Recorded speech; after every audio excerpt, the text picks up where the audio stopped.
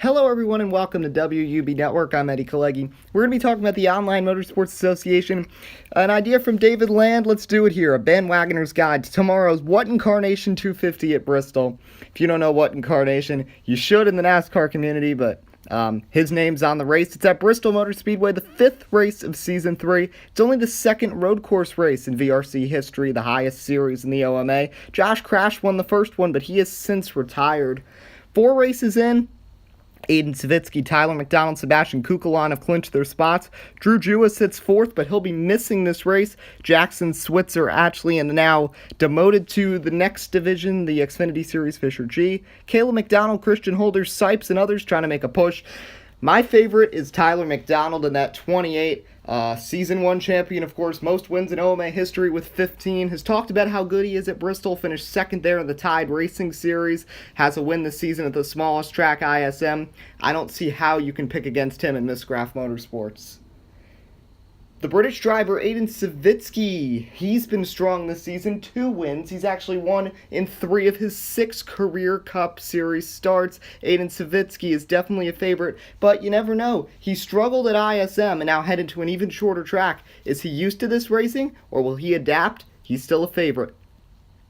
Austin Switzer in the 99, driving a throwback. It is throwback weekend, and he's driving a throwback to a Season 1 scheme. He finished 2nd at Martinsville, has one of the best average finishes at tracks a mile or less, driving for McGinnis Motorsports. Austin Switzer will certainly be a favorite to get into victory lane.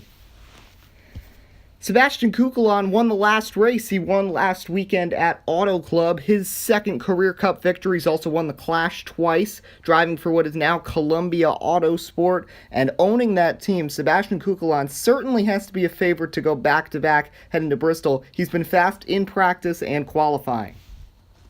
We think Ethan Hoffman's in the 42 now. He's switched teams a bunch of times, ran a race for Aidan's Euro Racing project. Now he's racing in the 42 for Hoffman G Motorsports.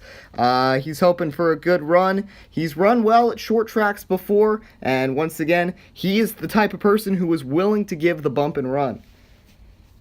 Just as willing as Paul Jackson, a 4-time winner. He's won twice at 1-mile tracks, both of those at Dover, and he's been fast so far in Bristol practice. Like we said, he is definitely willing to give the bumper in that Thunderbolt Racing number 9 Chevrolet. Look for him to be a definite factor.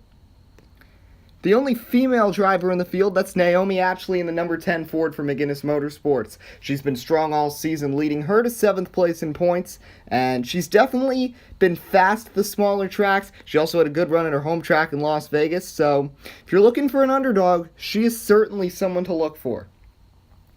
Mike Cook just got promoted from the VRC Next or Xfinity Series here to the highest level, the Virtual Racing Championship, to race full-time for Thunderbolt Racing, taking Fisher G's place.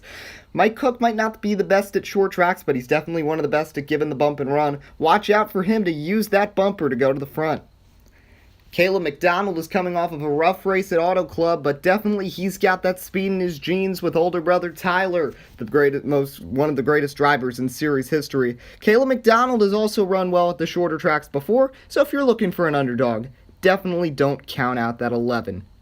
So now it's time to hear from you. Put in the comments who your pick is for the Carnation 250.